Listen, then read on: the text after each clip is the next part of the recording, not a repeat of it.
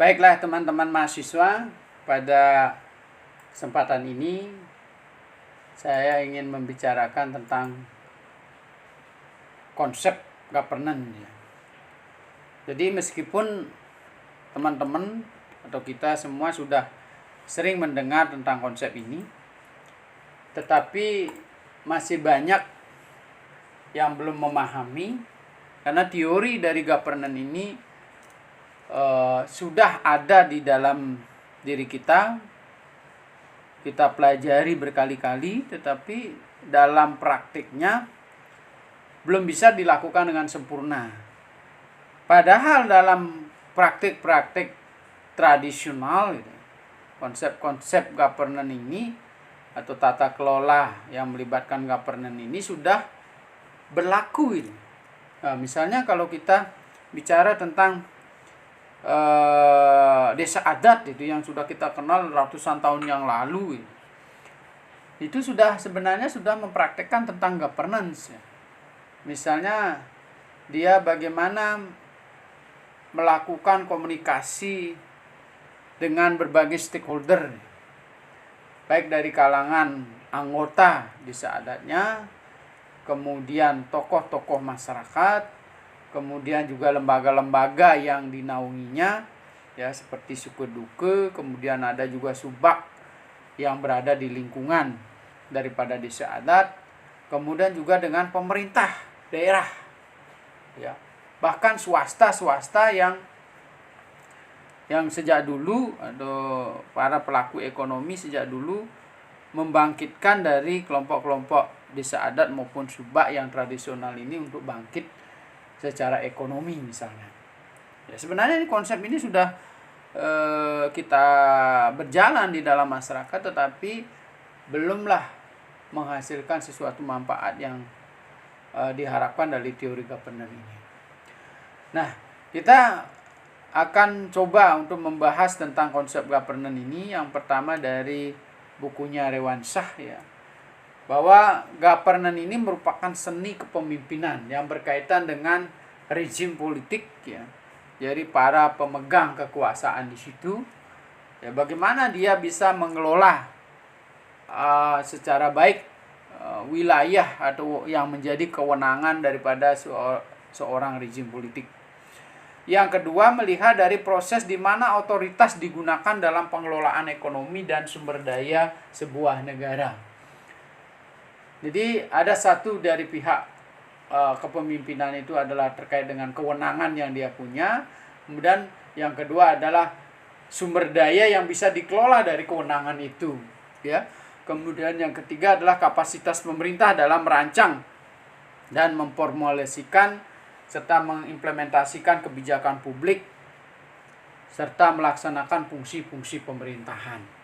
Jadi ada konsepnya Rewansyah ini adalah governance, ini adalah kepemimpinan, ilmu kepemimpinan, bagaimana dia menggunakan kekuasaan dalam tata kelola sumber daya yang ada di pemerintahan itu sendiri.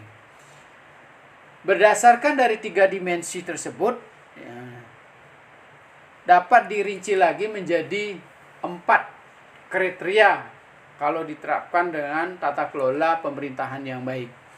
Yang pertama, legitimasi pemerintahan. Legitimasi ini adalah hak hukum ya, pengakuan secara legal, legitimate daripada pemerintahan itu sendiri. Baik secara peraturan tidak bertentangan, daya dukung dari masyarakat itu tidak bertentangan. Nah, oleh sebab itu di sini ada konsep demokrasi. Bagaimana pemerintah itu bisa melalui tata kelola pemerintahannya itu meningkatkan daya dukung atau demokrasi pemerintahannya. Bagaimana membangkitkan demokrasi di situ? Bagaimana membangkitkan partisipasi dari semua komponen yang ada di dalam masyarakat? Itu yang pertama. Yang kedua, akuntabilitas publik atau politik dan unsur-unsur pemerintahan yang resmi. Ya. Misalnya ketika dia berhubungan dengan media, apakah dia memberikan kebebasan media? Apakah pertanggungjawaban publiknya ini sudah transparan, akuntabel bagi mereka? Tidak ditutup-tutupi. Ya. Bagaimana proses pengambilan keputusannya, apakah sudah melalui proses demokrasi, ya, termasuk juga mekanisme akuntabilitasnya itu. Model laporannya kayak apa, ya, kemudian LPG-nya disampaikan kemana, transparansinya bagaimana, siapa saja yang boleh dan sebagainya. Yang ketiga adalah komponen pemerintah untuk memformulasikan kebijakan dan pemberian pelayanan publik. Kesiapan daripada komponen pemerintah, ya, apakah itu SDM yang terlibat di dalamnya, ya, apakah sudah menuju kepada asas-asas governance ini, ya, di situ misalnya transparan, akuntabel, responsif, ya, kemudian menjamin kepastian hukum dan sebagainya, apakah dia sudah paham dan berlaku seperti itu. Kemudian yang keempat, respect kepada hak asasi manusia dan aturan hukum, ya, karena di dalam hak asasi dan aturan hukum mengandung hak dan keamanan individual atau kelompok, ya.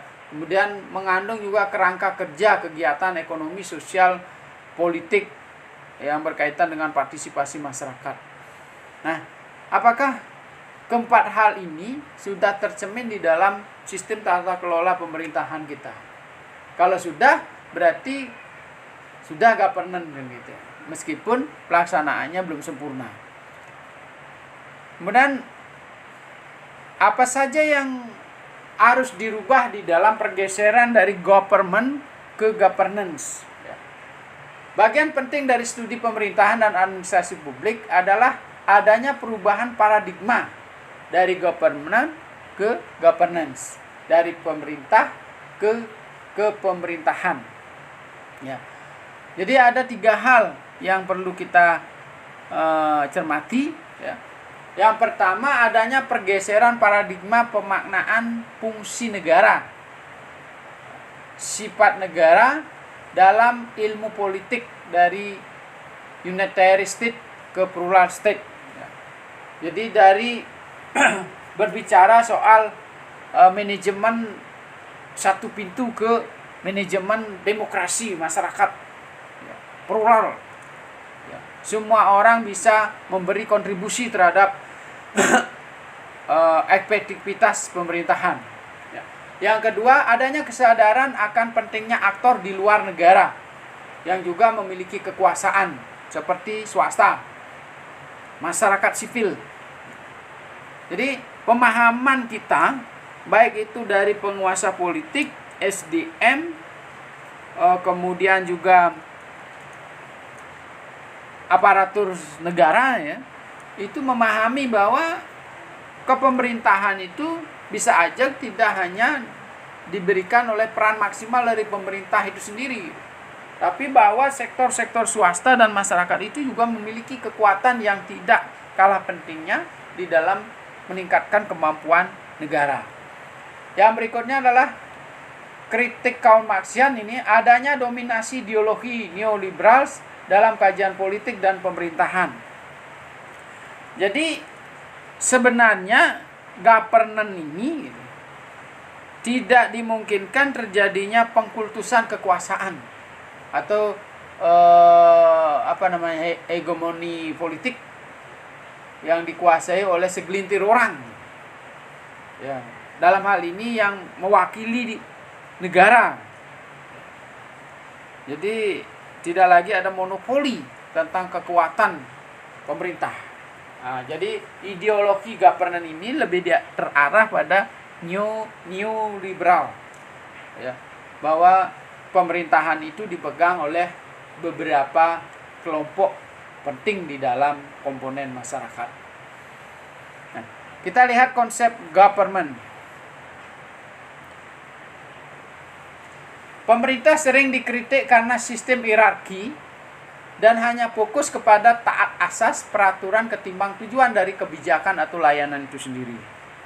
Jadi dia lebih terfokus pada bagaimana melaksanakan undang-undang, bagaimana melaksanakan peraturan, ketimbang dari hasil daripada pelaksanaan peraturan itu sendiri. Kemudian sangat dipengaruhi oleh model birokrasi tradisional Weberian yang hierarkis dan berorientasi pada taat aturan. Jadi biasanya pelayanan-pelayanan publik yang mencerminkan masih government itu masih terfokus pada bagaimana melaksanakan peraturan. Jadi meskipun masyarakatnya sudah terdesak ekonomi, bagi masyarakatnya sudah kewalahan secara kesehatan, masih kita memikirkan aturannya ada nggak, peraturannya ada nggak. Itu adalah governance, ya. Jadi tidak terfokus pada hasil. Jadi tangani dulu masyarakat yang sudah terganggu kesehatannya, makanannya sudah kekurangan, kita bantu dulu, ya. Apakah itu dengan menggerakkan swasta atau masyarakat di sekitarnya, ya. Urusan peraturannya itu menyusul kemudian. Nah, kemudian para birokrat yang hanya mendasarkan pekerjaan kepada juklak juknis ketimbang apa tujuan utama yang dicapai dalam kebijakan tersebut. Ya tadi sudah. Jadi masih terkesan mengacu pada peraturan ketimbang tujuan dari kebijakan. Apa sih yang sebenarnya ingin dicapai melalui kebijakan itu, dia tidak pahami. Yang penting ada juklak juknis, ya. Apakah hasilnya itu nanti mencapai tujuan kebijakan, yaitu meningkatkan kesejahteraan masyarakat atau tidak. Yang penting kita berjalan di dalam koridor hukum. Nah, kemudian akibatnya pelayanan publik bersifat lambat dan tidak responsif serta tidak efisien. Ya, jadi sangat lambat, tergantung pada peraturan, ya. Berikutnya, untuk menjawab kelemahan ini perlu dilakukan sebuah reformasi, dan jadilah konsep governance sebagai ukuran untuk melakukan reformasi birokrasi. Nah, itulah pentingnya, karena tidak efisien daripada government ini, maka diperkenalkan kembali konsep government ini supaya lebih membumi, supaya lebih menjadi sarana untuk melaksanakan layanan publik untuk mencapai tujuan yang lebih baik. Apa itu konsep governance kalau begitu? Kita bahas lagi tentang governance. BPIR memberikan definisi governance itu adalah ukuran atau terms untuk mendefinisikan adanya perubahan fungsi dan sifat negara dalam pemaknaan governance yang ditandai dengan maraknya wacana reformasi sektor publik pada tahun 1980-1990-an, ya. Negara dimaknai bukan lagi sebagai aktor tunggal. Nah, itu yang pertama. Jadi negara di sini tidak sebagai aktor tunggal atau monopoli. Jadi reformasi menitik beratkan pada perubahan sifat pemerintah yang tadinya hierarki ke bentuk lebih mengadopsi model manajemen sektor swasta. Jadi lebih entrepreneurship, ya. Jadi setiap komponen bisa bertindak, setiap komponen bisa memberi kontribusi, ya. Kemudian governance berikutnya menitik beratkan pada pelibatan jaringan kebijakan. Dalam hal ini pembuatan kebijakan publik maupun pelayanan publik. Jadi pemerintah tidak lagi menjadi aktor tunggal, tapi sebenarnya bagaimana supaya pemerintah mampu membangkitkan jejaring yang bisa membangkitkan layanan publik menjadi lebih berkualitas. Ya, apakah itu swasta, ya, tidak hanya cukup satu swasta, bisa berbagai swasta bisa dilibatkan di dalam satu negara. Sehingga banyaklah lembaga-lembaga yang memiliki sumber daya yang cukup, memiliki cara-cara kerja yang cukup untuk bisa membantu mewujudkan tujuan pemerintah. Kemudian berikutnya, kebijakan publik bukanlah monopoli negara, tetapi juga keterlibatan jaringan stakeholder yang ada. Ya, jadi tidak menjadi monopoli satu negara, tapi merupakan perpaduan di antara para aktor yang ada. Nah, selanjutnya kita akan jelaskan tentang beberapa perbedaan antara government dan governance. Dari pengertian, government sekelompok orang yang mengatur sebuah komunitas. Mereka menetapkan dan mengelola kebijakan dan kekuasaan eksekutif, politik, dan berdaulat melalui bea cukai, lembaga dan hukum dalam negara. Jadi semua komponen itu dikuasai sendiri, dikendalikan sendiri. Nah, sekarang kalau governance, tindakan, cara, dan sistem dalam sebuah pemerintahan ini tata cara. Kalau di government, sekelompok orang yang mengatur. Kalau di governance, tindakan, cara, atau sistem dalam sebuah pemerintahan. Jadi fokusnya di situ, di pengertian adalah dari sekelompok orang yang berkuasa itu, ya. Dan kalau di governance adalah sistem. Kemudian yang berikutnya kelembagaan. Sistem politik dan sebuah badan atau lembaga yang mengatur dan mengelola rakyat. Jadi lembaga negara yang mengatur dan mengelola rakyat. Sedangkan kalau di governance, tata kelola itu yang mengelola. Di tata kelola merupakan proses pengambilan keputusan dan proses dalam keputusan yang akan diimplementasikan atau tidak. Jadi di satu sisi adalah lembaga yang mengatur, di sisi lain adalah sistem yang mengatur. Itu yang dimaksud dengan governance. Nah, itu ada dua perbedaan yang bisa saya tampilkan, ya, yang bisa menambah pemahaman kita. Nah, kemudian kita bicarakan tadi good governance. Good governance adalah kebebasan berbicara. Jadi demokrasi di sini. Kebebasan berbicara, akuntabilitas, kemudian juga stabilitas politik dan tidak ada kekerasan, tidak adanya kekerasan. Ya.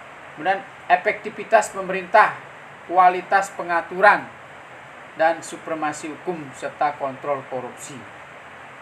Jadi BIPIR, masih pengertian oleh BIPIR, ya. Jadi sebenarnya adalah ciri daripada good governance itu ada demokrasi, ada akuntabilitas, ada stabilitas politik tanpa kekerasan, ada efektivitas pemerintah, kualitas pengaturan, dan supremasi hukum dan pengawasan terhadap korupsi. Nah, kemudian bagaimana pendapatnya Den Haag tentang governance ini? Jadi teori government ini terdiri dari beberapa teori yang bisa kita pahami dari Den Haag ini. Yang pertama adalah demokrasi. Ya. Bagaimana kaitannya dengan relasi warga negara dengan pemerintah? Bisa nggak pemerintah itu memfasilitasi demokrasi di dalam masyarakat untuk ikut terlibat aktif di dalam penyelenggaraan negara? Ini kunci, salah satu kuncinya, demokrasi. Yang kedua adalah humanistik. Ya. Jadi di dalam mengelola organisasi dan manajemen, penekanannya adalah humanistik. Ya. Yang keterlibatan semua pihak melalui jejaring, ya, apakah itu swasta, pemerintah, dan masyarakat itu melalui pendekatan humanistik. Jadi orang sadar untuk memberikan kontribusi kepada negara karena mereka merasa satu negara, senasib sepenanggungan, merasa diperhatikan oleh negara, merasa bertanggung jawab untuk terhadap kualitas penyelenggaraan negara. Nah, kalau sudah terjadi secara sukarela itu, volunteer itu, mereka merasa tersentuh, mereka akan melakukan sharing sumber daya, ya, saling mengisi, ya, dalam suasana equality. Ya. Jadi ini konsep yang kedua dari pendekatan humanistik, ya. Kemudian berikutnya adalah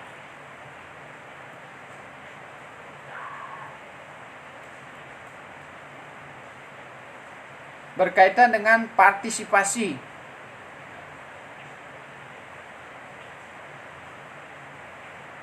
Nah, ini konsep-konsep yang harus dipenuhi dalam good governance.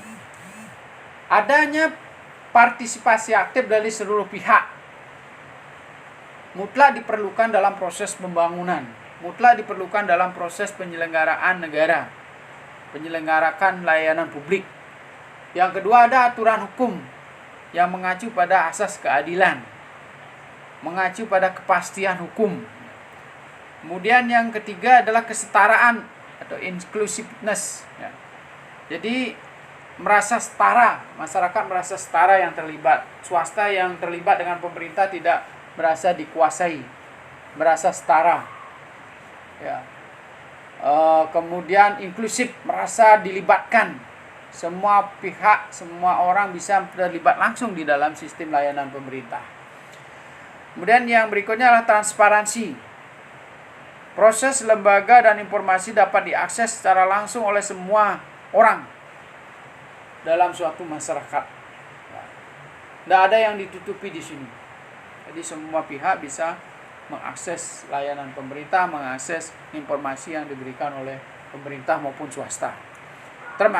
Termasuk juga informasi yang dikelola oleh masyarakat, pemerintah juga bisa mengetahui dan saling bertukar informasi di situ. Yang berikutnya adalah responsiveness, kepekaan, ketanggapan seluruh permintaan dan persyaratan yang ditangani secara tepat waktu dan dalam waktu yang telah ditentukan. Jadi responsibilitas ini daripada pelayan publik, apakah itu swasta, termasuk juga masyarakat, merespon lingkungannya itu cepat. Jadi kalau baru pemerintah saja juga merespon, juga belum governance. Atau pemerintah dengan swasta juga belum governance, sebelum masyarakat juga merespon.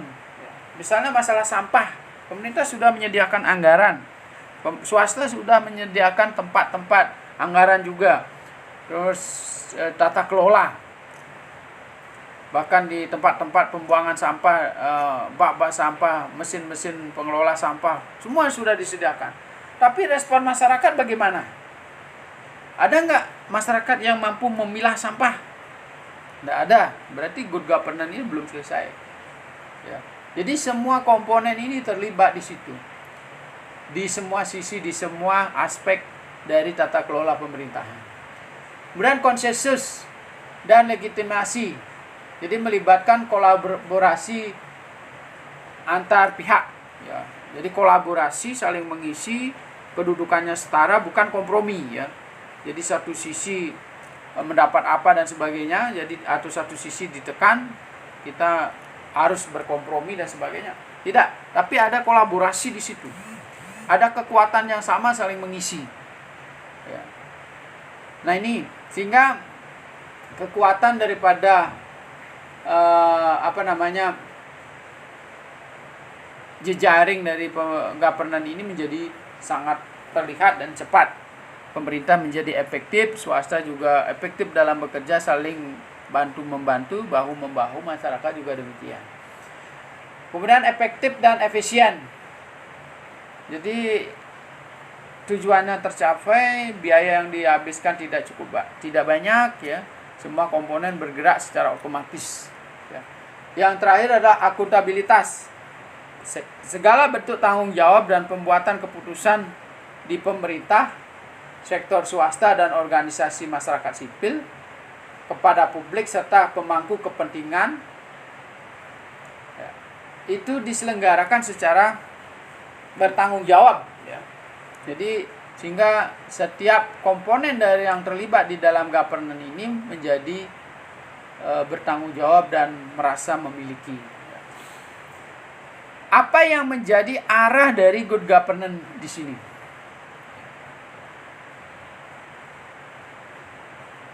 Apa sih yang jadi arahnya? Nah, ini pendapat Pelema.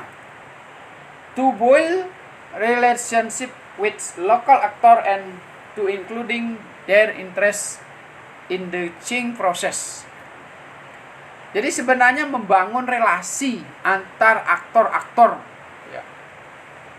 Jadi antar aktor pembangunan, antar aktor-aktor pemerintah, swasta, masyarakat, tokoh-tokoh masyarakat, lembaga-lembaga yang ada di lingkungan pemerintahan, termasuk juga membangun kepentingan mereka untuk melakukan perubahan administrasi atau reformasi administrasi. Ya. Jadi tidak saja kepentingan pemerintah diwakili di situ, juga kepentingan swasta, kepentingan masyarakat.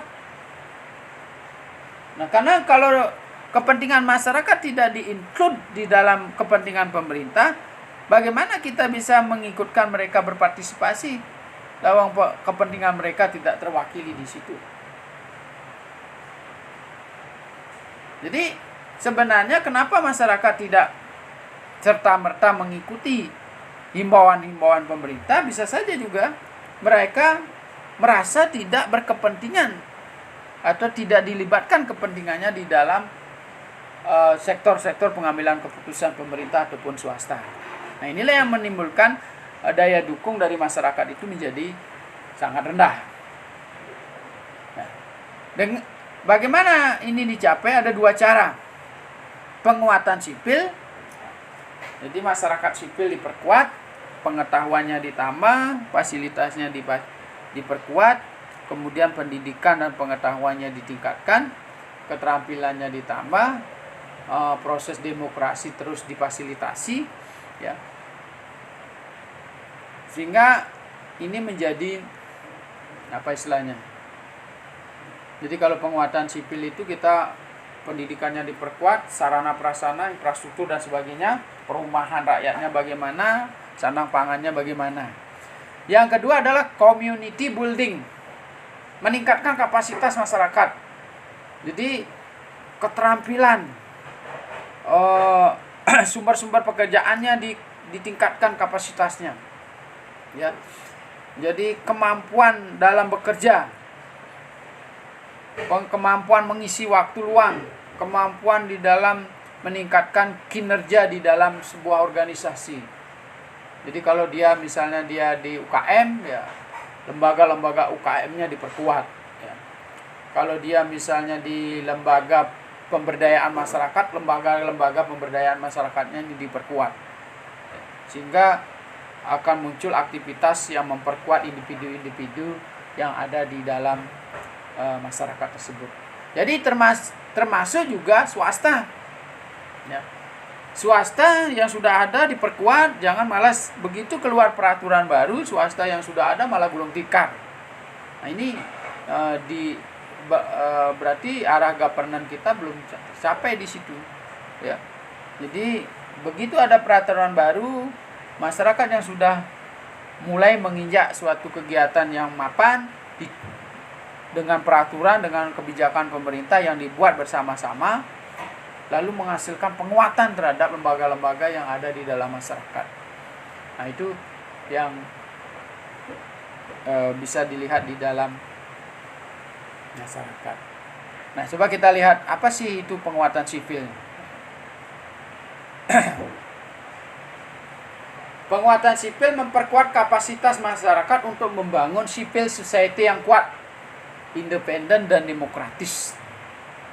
Jadi apakah hak-hak sipilnya untuk berkumpul, berserikat, menghasilkan sesuatu, untuk mengelola desanya, untuk mengelola lingkungannya dan sebagainya, dia diakui dan diperkuat oleh jaringan ini. Tidak hanya pemerintah, tapi swasta juga, termasuk juga kemapanan daripada masyarakat itu sendiri. Membangun sumber daya lokal untuk sustainable civil society dan mewujudkan keadilan sosial. Sedapat mungkin kemampuan masyarakat dibangun dari sumber daya lokalnya, ya, dari daya dukung lingkungannya. Jadi kalau sedapat mungkin kita jangan membawa teknologi dari luar yang belum mereka pahami. Sebagai contoh misalnya, kalau kita masyarakat biasa menggunakan sapi untuk mengelola sawahnya, jangan dipaksakan dia pakai traktor. Ya. Jadi biarkan saja dia menggunakan sapinya, lalu tingkatkan kualitasnya.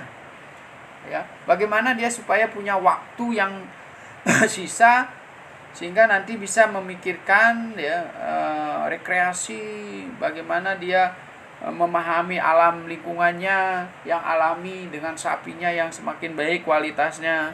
Ya, bagaimana manajemen keuangannya kita bantu. ya. Atau keterampilannya kita rubah supaya dia bisa memakai traktor.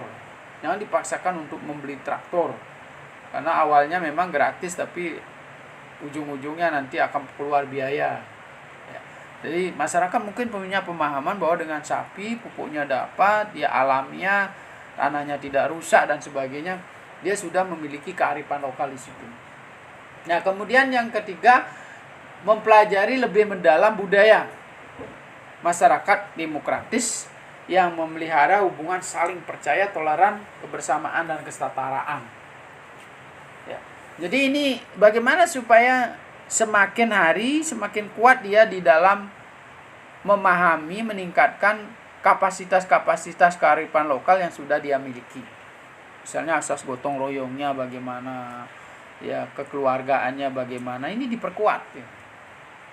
Sehingga kalau sudah kohesivitas masyarakat ini kuat, di dalam masyarakat kuat, pemerintah hanya memberikan insentif atau memberikan sentuhan sedikit saja sudah mereka sudah bergerak, memiliki kemampuan.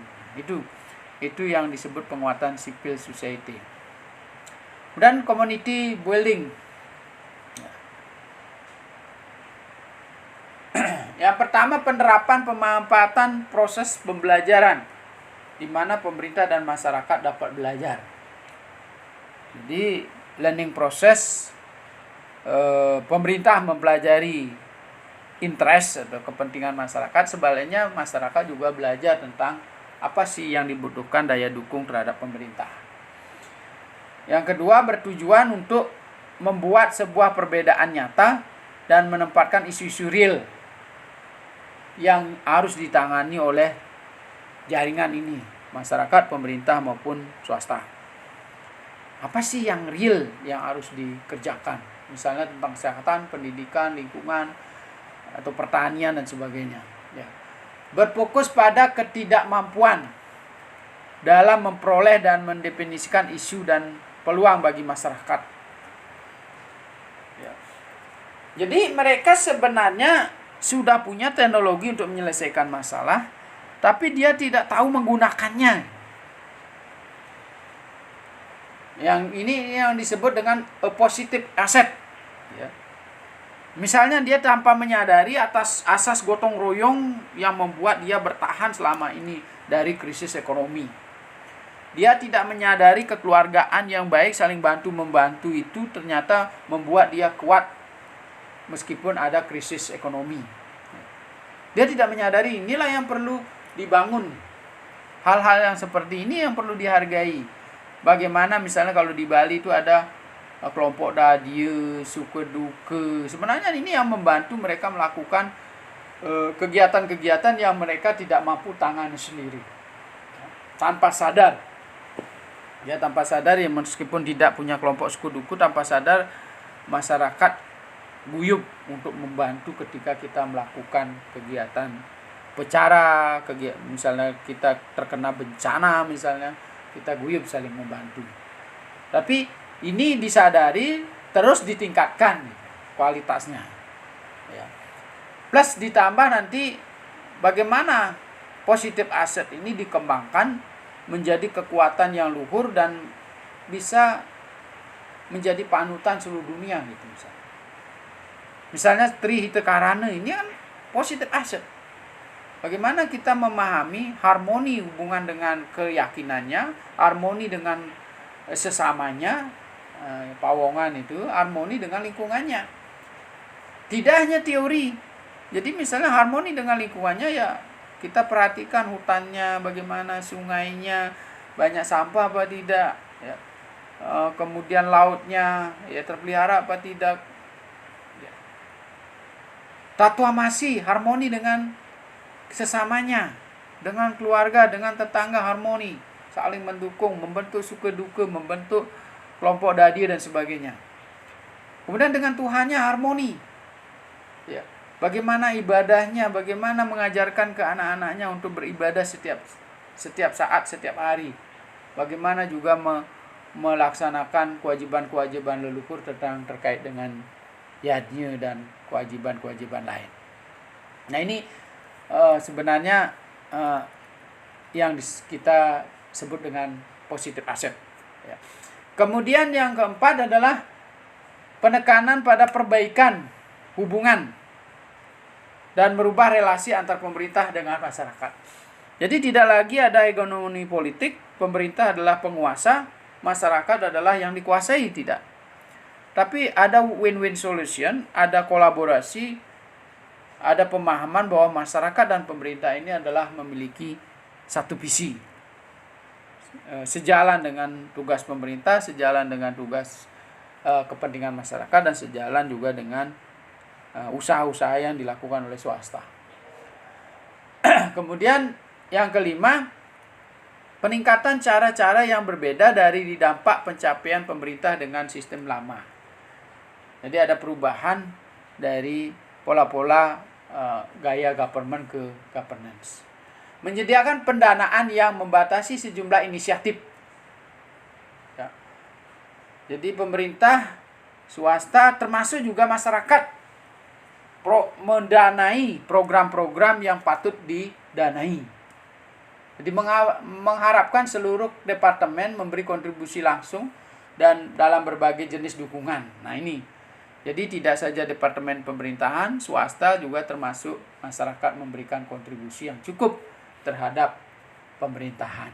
Ya. Jadi inilah yang disebut dengan konsep governance. Jadi mudah-mudahan teman-teman dan rekan mahasiswa dapat memahami sehingga nanti menjadi bahan pembicaraan yang baik tatkala kita melakukan tugas-tugas layanan publik, tatkala kita melakukan program-program pembangunan, untuk terus dipelajari, didiskusikan, dan dikembangkan untuk meningkatkan kapasitas diri dalam tata kelola yang bekerja di swasta. Misalnya bahwa swasta itu kepentingan masyarakat juga terlingkup di dalamnya. Pemerintah juga memiliki hak terhadap perkembangan swasta kalau kita berwira swasta. Sebagai pelayan publik sudah jelas bahwa layanan kita menjadi berkualitas baik apabila di dalamnya terdiri dari unsur-unsur kepentingan swasta maupun masyarakat yang kita layani di situ. Sebaliknya sebagai masyarakat, kita dengan masyarakat bagaimana menghimbau atau memberikan sosialisasi pada masyarakat bahwa kualitas layanan publik atau program pembangunan itu tidak kalah pentingnya adalah kontribusi yang cukup dari masyarakat, baik dari sumber daya, pemikiran, kemudian juga aset positif tadi. Sadarlah bahwa di dalam lingkungan masyarakat itu sendiri, betapapun keadaan lingkungannya, mereka memiliki positif aset yang dapat dikembangkan untuk membantu meringankan program-program pemerintah untuk mencapai kesejahteraan masyarakat. Jadi demikian, mudah-mudahan menjadi bahan diskusi yang baik bagi kalangan mahasiswa dan pendengar sekalian. Terima kasih.